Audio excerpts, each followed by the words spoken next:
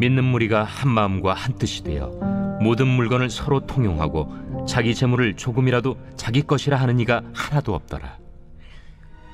사도들이 큰 권능으로 주 예수의 부활을 증언하니 무리가 큰 은혜를 받아 그 중에 가난한 사람이 없으니 이는 밭과 집 있는 자는 팔아 그 판 것의 값을 가져다가 사도들의 발 앞에 두매 그들이 각 사람의 필요를 따라 나누어 줍니다.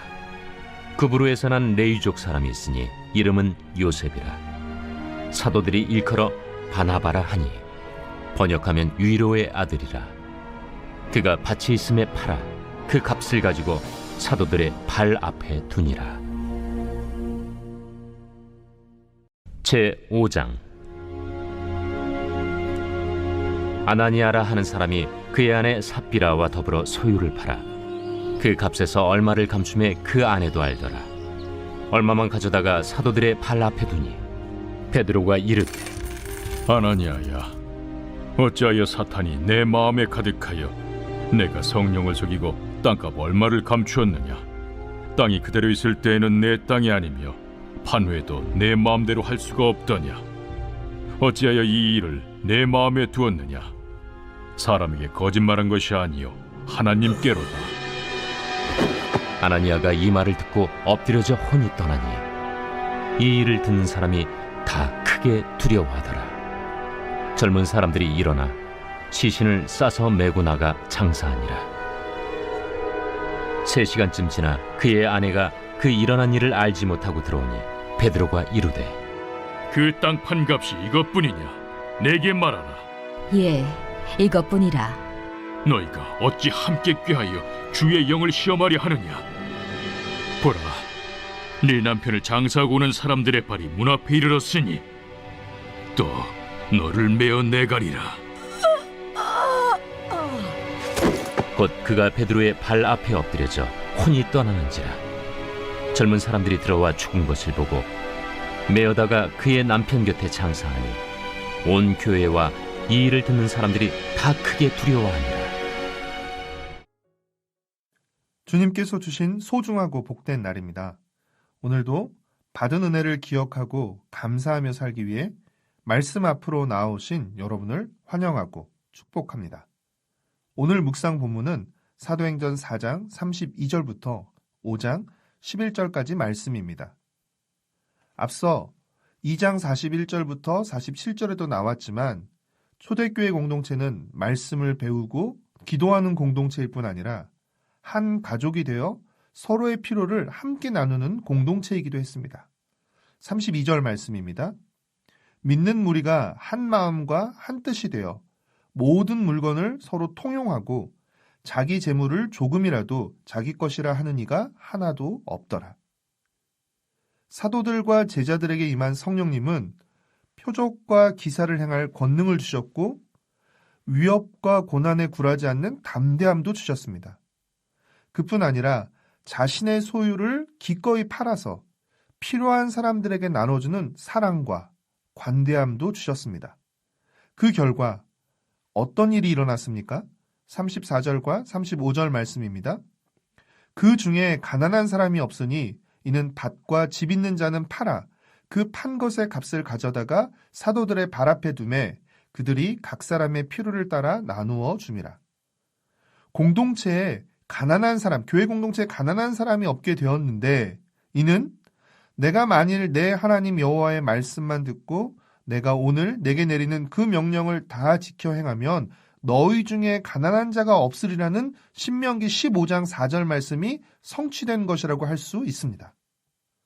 물론 가난한 사람이 없게 되었다는 말이 모두가 부자가 되었다는 말은 아닐 것입니다.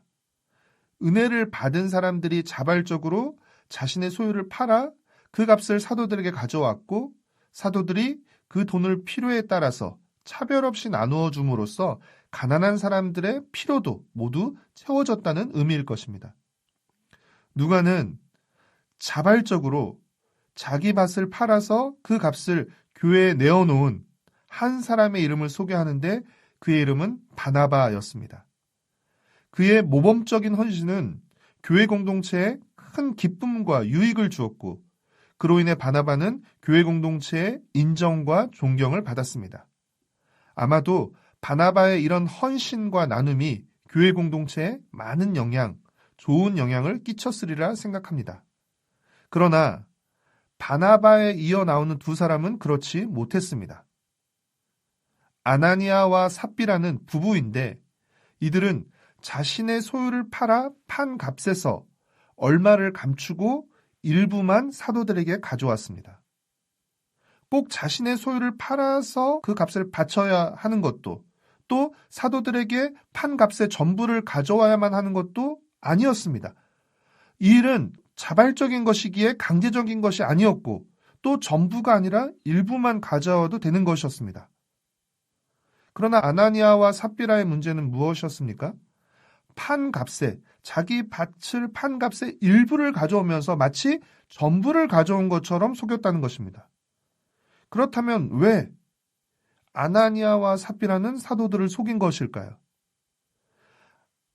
아나니아와 삽비라는 바나바처럼 사람들로부터 칭찬과 존경을 받고 싶었지만 동시에 돈에 대한 욕심도 버릴 수 없었기 때문입니다.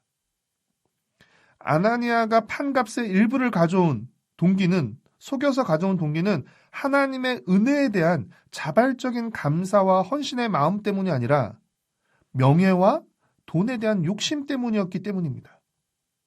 베드로는 아나니아의 이 상태를 사탄이 마음에 가득한 상태라고 표현합니다. 5장 3절입니다. 베드로가 이르되 아나니아야 어찌하여 사탄이 내 마음에 가득하여 내가 성령을 속이고 땅값 얼마를 감추었느냐. 지금까지는 성령 충만한 모습들이 나왔는데 지금 아나니아를 통해서는 사탄 충만한 모습이 나오고 있는 것이며, 이 사탄 충만의 가시적인 표시가 무엇입니까? 바로 거짓말입니다. 베드로는 아나니아의 거짓말이 사람에게 한 거짓말이 아니라 하나님께 한 거짓말이었다고 책망합니다. 베드로의 책망을 들은 아나니아는 바로 그 자리에서 엎드려져 죽습니다. 전혀 예측하지 못한, 그 누구도 예측하지 못한 갑작스러운 이 죽음에 어쩌면 베드로도 놀랐을지 모릅니다. 이 아나니아의 죽음은 구약에서 어떤 인물의 죽음을 떠올리게 합니까? 여호수아 7장에 나오는 아간의 죽음을 떠올리게 합니다. 3시간쯤 지난 후에 아나니아의 아내 삽비라가 남편이 죽었다는 사실을 모른 채 남편과 똑같은 거짓말을 했다가 삽비라 역시 그 자리에서 엎드려져 죽습니다. 은혜롭고 아름다운 일만 일어나던 초대교회에 매우 충격적인 사건이 일어난 것이며, 이 아나니아와 삽비라의 죽음을 목격하거나 들은 사람들은 모두 크게 놀라고 두려워했습니다. 사랑하는 매일성경 가족 여러분, 초대교회는 한 마음과 한 뜻이 되어 자신의 소유를 팔아 서로의 필요를 채워주는 아름다운 공동체였지만, 모두가 다 성령 충만하고 천사와 같은 사람들만 있는 공동체는 아니었습니다.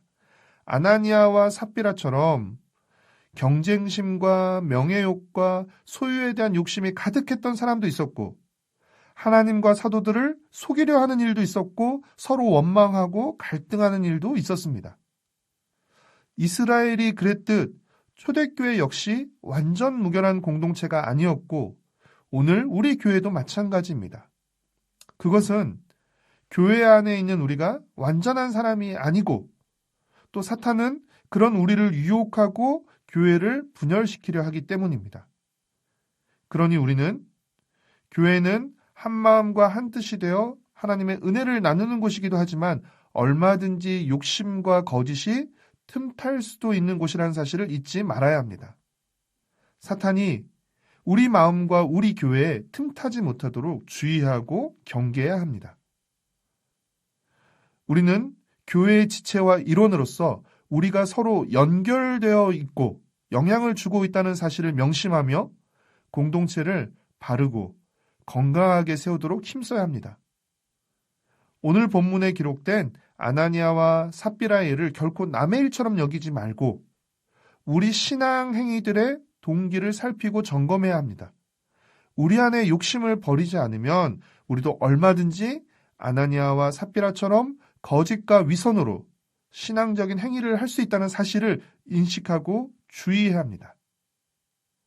오늘 하루 바나바처럼 하나님의 은혜에 감사하면서 우리 곁에 있는 이들을 위로하고 격려하며 우리가 속한 공동체에 선한 영향력을 끼치는 복된 하루를 살아가시기를 축복하고 응원합니다. 기도하겠습니다. 사랑하는 주님, 성령이 아닌 사탄으로 충만할 때 자기 밭을 팔아들이는 거룩한 행위도 하나님을 속이는 거짓되고 악한 행위가 될 수 있다는 사실을 배웠습니다. 제 마음을 잘 지키게 하여 주시고 성령으로 충만하게 하여 주시옵소서. 주님께서 주신 은혜를 감사함으로 누리고 또 넉넉하게 나누는 사람이 되게 하시며 우리 교회가 주님의 사랑과 은혜로 하나 되는 아름다운 공동체가 되게 하여 주시옵소서. 예수님의 이름으로 기도합니다. 아멘. 1. 오심 기도. 하루 5번 마음을 다해 드리는 기도. 나는 죽었습니다. 제가 주인이 아니고 예수님이 저의 주인이십니다. 예수님은 십자가에서 죽으시고 부활하셨습니다. 부활하신 예수님을 가슴으로 만나서 따라가며 간증합니다. 사랑하는 가족과 함께 영광스러운 승리를 노래합니다.